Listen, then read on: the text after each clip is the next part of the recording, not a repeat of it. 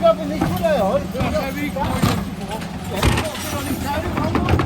die nicht die Gurte, der Pfeffer.